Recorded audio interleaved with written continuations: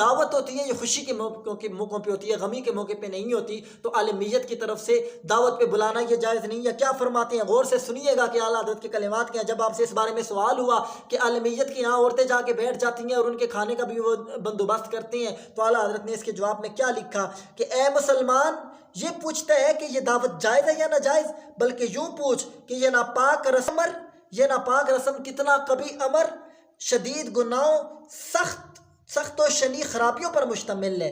اولاً یہ دعوت خود ناجائز و بدعت شنیعہ و قبیحہ ہے۔ حدیث نقل فرمائی آگے کہ مسند احمد بن حنبل میں حدیث ہے کہ ہم گروہ صحابہ آل میت کے یہاں جمع ہونے اور ان کے کھانا تیار کرانے کو مردے کی نیاحت سے سمجھتے تھے، یعنی نوح سے سمجھتے تھے۔ تو کتنا سخت حکم اعلیٰ حضرت نے اس کے اوپر بیان فرمایا۔